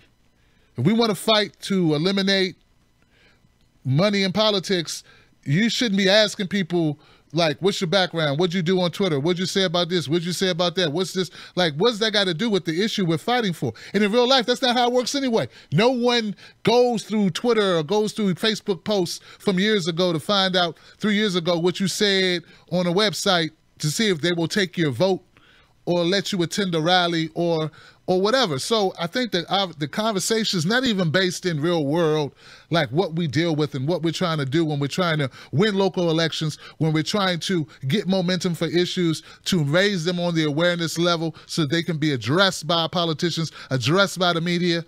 I think it was all very reactionary what people did. They blew it up. They made it something bigger than it was. Of course, you don't want to go. Like, I personally wouldn't want to hang out with people who think they detest me. But I'll tell you something I think is very funny. It's not funny. God, I'm going to tell this story now. I do, because I don't want to forget it. I'm sorry, guys. Bear with me. I had a friend who was from a rural area of Virginia, okay? And he was a white guy, good friend of mine. This was back when I was like 20. Him, I, and a couple other of my black friends, we wanted to go to his spot out in Virginia. We wanted to get away from the city, all right, the city of D.C. We wanted to go to where he was from. We wanted to go hang out there and kick it for a week. So we went there and kicked it for a week. And this was very red area, not just red. These were people, very conservative, farm people, you know, like very rural people, you know what I'm saying? And they had some really slow ideas about black people. I mean, really backwards ideas about black people. So we're sitting around one day, we're drinking beers, right? One night we're drinking beers. A couple of the guys, well, one of the guys, it was a friend that my friend grew up with, the white guy, and he was, you know, basically, I mean, I ain't gonna, why sugarcoat it? He was a redneck. Guy was a redneck. Him and a couple other redneck guys, right? And they're talking and we're laughing and having a good time, man. And one of the guys says, Tim, man, you're all right for a nigger. I was like, what? What the fuck? And Jimmy, my friend was like, man, no, tell me, he don't mean it, man, he don't know any better. The guy was like, no, man, I don't mean no disrespect. I don't mean no disrespect, Tim. I don't mean no disrespect. And guy's like, Tim, man, he don't know what he's talking about. He don't mean it like that. He don't mean it like that. I was pissed off, right? Like, this guy just called me the N-word and complimented me at the same time and lowered me at the same time. This is some disrespectful crap. I'm in rural Virginia. I'm around a bunch of guys in an area I don't know. They all got guns. And they drunk. And I'm just going to have to take the L on that one. The next day, story's not over. The next day, we go swimming at this pond. Now, one of the black friends, I'm just going to call him Tony. Tony and my white friend, they always competed. Everything. Competition. So we're at this lake. We're just talking. And my white friend, I don't want to use his real name. Let's call him Wayne. Wayne says, I bet you I could swim from this to that other side of the lake. And Tony says, man, I know I could swim that lake too. And Wayne's like, yeah, you sure? He's like, yeah, I'm sure. So they take off their shirts, they take off their jeans, and they jump in the water and they start swimming. Now, all of us are there. White guys, black guys, my rural guys I just met, ones that used the N-word the night before, and all this stuff. We're all there. And these guys are swimming. Now, into this swim, I noticed Wayne's going straight to the other side, and Tony starts veering off. And then he starts flapping his arms, and he's far, but I can see him. He's flapping his arms like this, and he's drowning in the lake. Now, Wayne can't see him because Wayne is swimming all the way across. But Tony is drowning.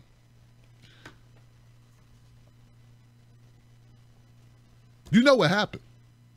The white guy that called me the N-word earlier that night, the other night, he jumps in the water, he swims in, he rescues the drowning black guy, drags him back to the shore.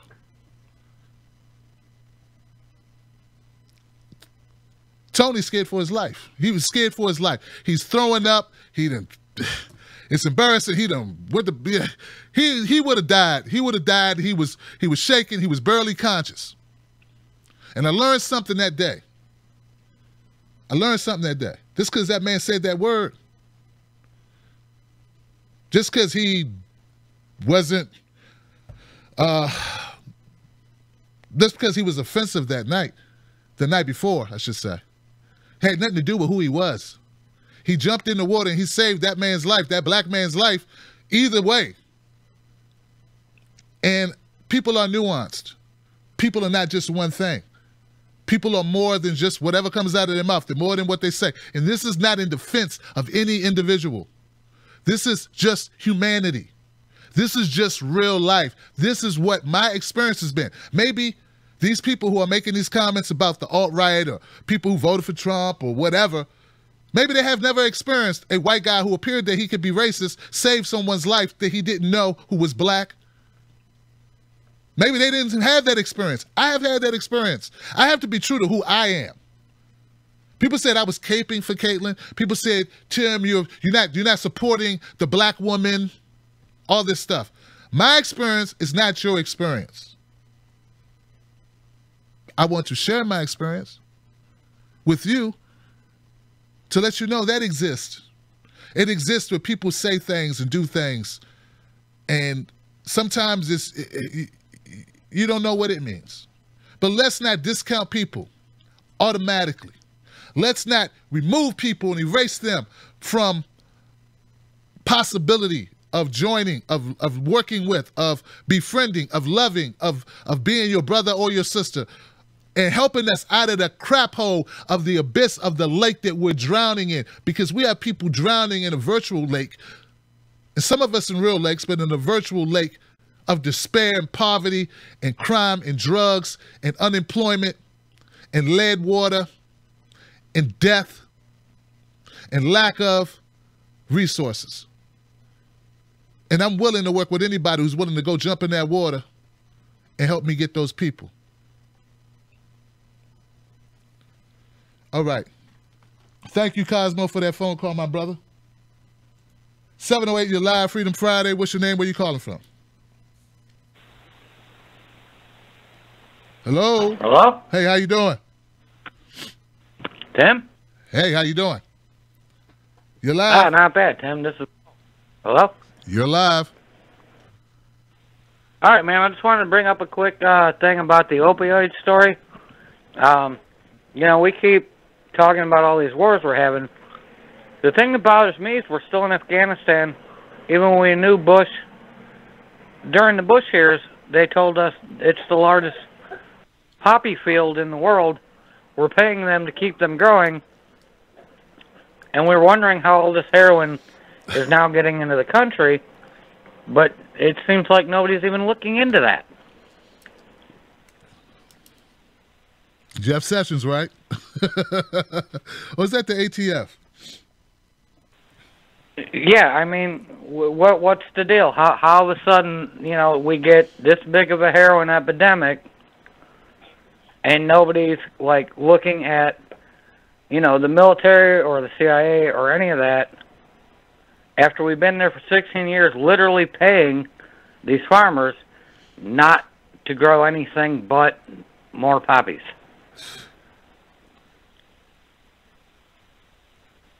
I don't know, brother. As Negan says, as I showed you before, we got to cut that shit out. We got to shut that shit down. Exactly. All right, that's all I had, man.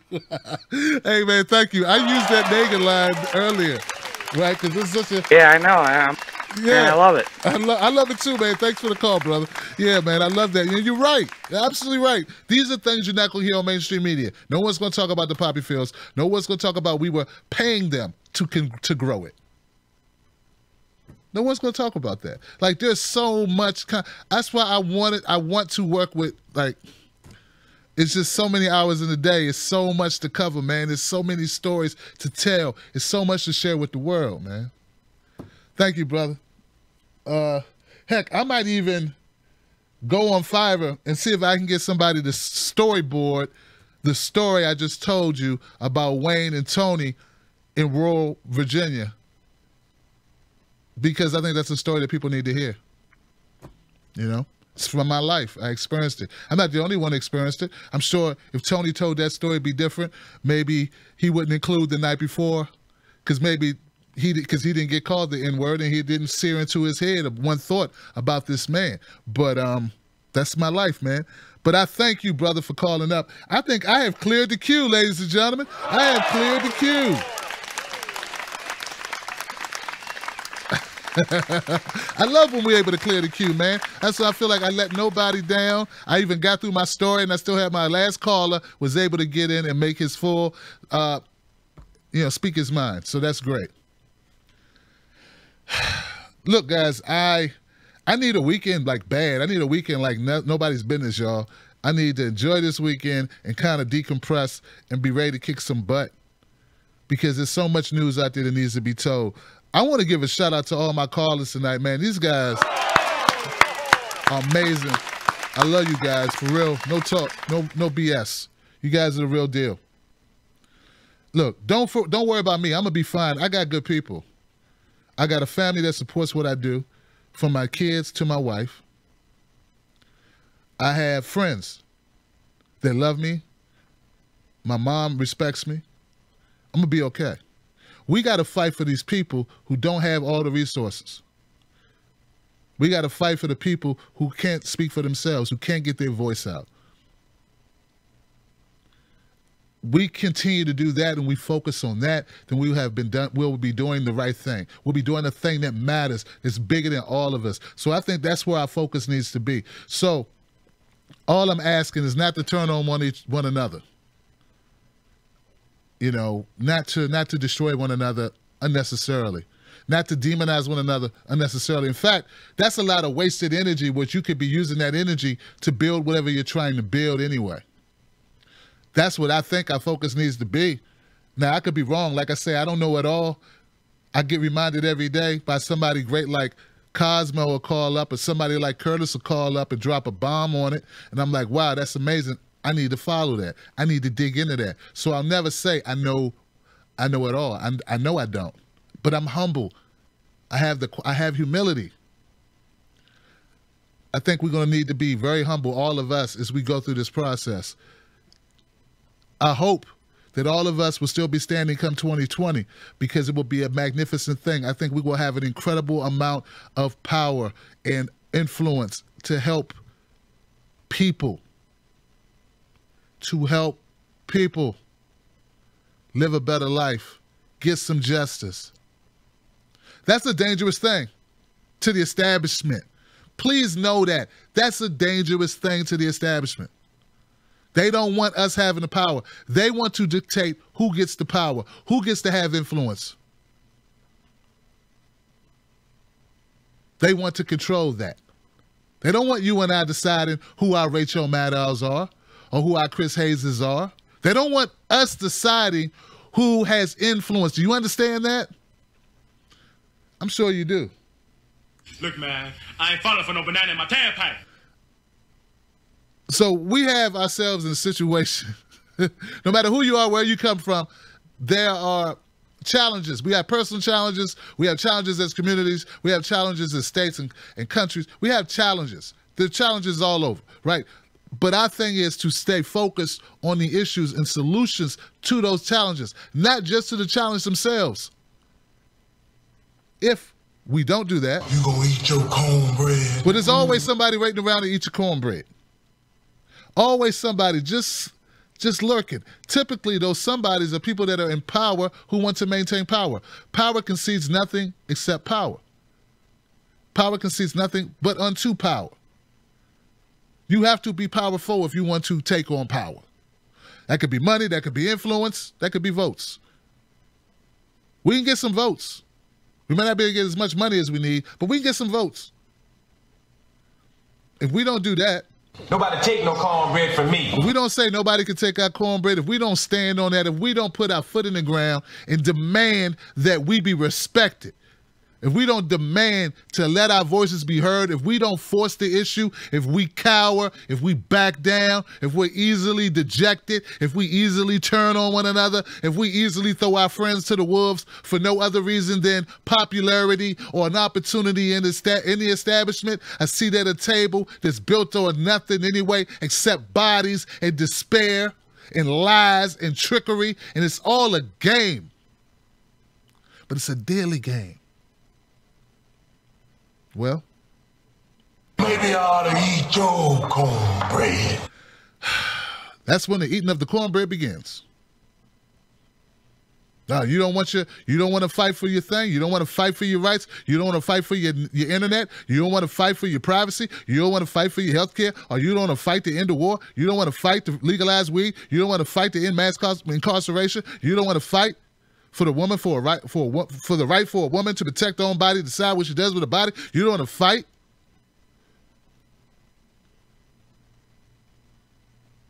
If you're afraid to fight, if you've already given up and your thing is, let me just make sure I'm good. Let me just take care of mine. Yeah. That's all you got. That's all you want. A little bit of money, get a little check mark on Twitter, a little check mark on Facebook. I already got those, by the way. They don't mean anything. Nothing.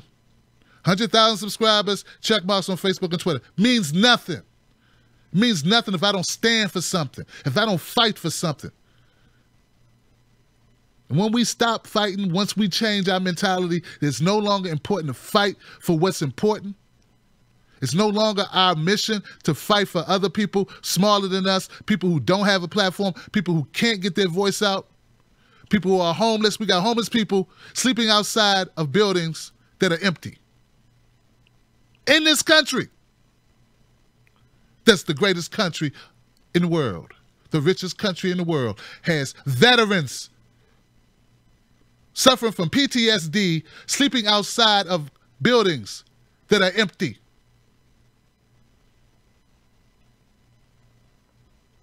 Do you want to talk to me about Caitlin? Or you want to talk to me about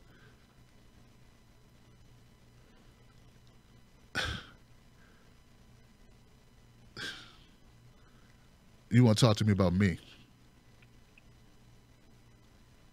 Something I said. Really? Well, if that's all it is, that's all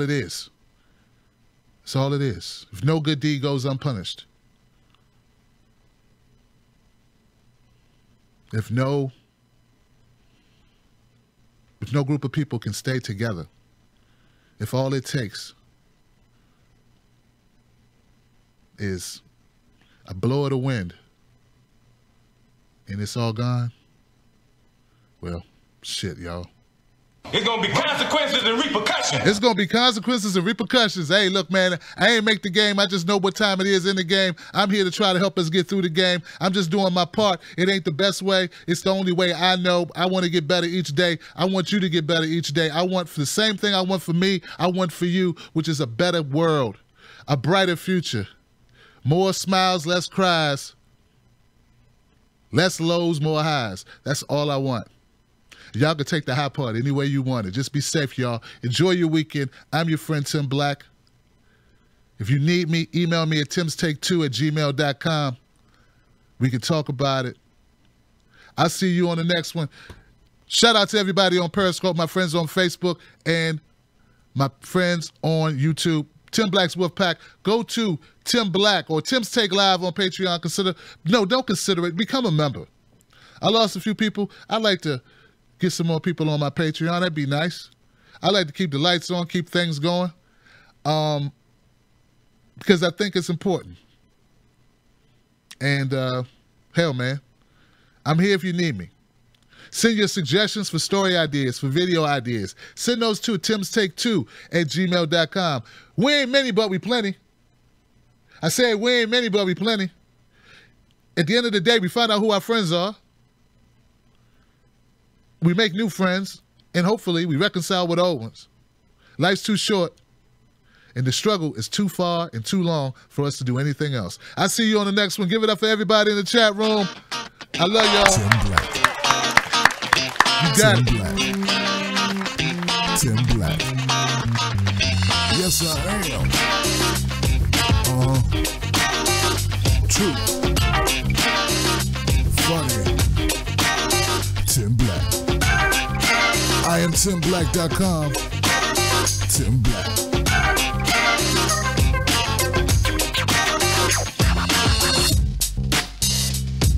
All right, y'all. Shout out to my people. Shout out to Momo Pineno, my man, Iron Man Oz. It's much love to you. I appreciate you. Justin, 64 Cadillac Coupe de Ville. Keep it real. Jennifer Vickers, I see you on Facebook. Thank you for what you do. My new crew on Periscope, you are now officially part of Tim Black's Wolfpack. Let's make it super official. Go pick up a shirt. Join me on Patreon. Let's keep it moving. Shout out to H.A. Goodman, Nico House, Caitlin Johnston, John Stone, the whole crew, and all the freedom fighters, all the truth tellers. You know who those people are. Those people, those my people. Truth tellers, that's my people. People willing to risk it all for a reason, for a cause, not for applause. Peace. Oh yeah, and hey, I know sometimes I piss you off, but check it out. Sometimes you gotta just say, So say good night to the bad guy. say goodnight to the bad guy, y'all. It is what it is. The last time you're gonna see a bad guy like this again, let me tell you. Come on. Make way for the bad guy. You know it.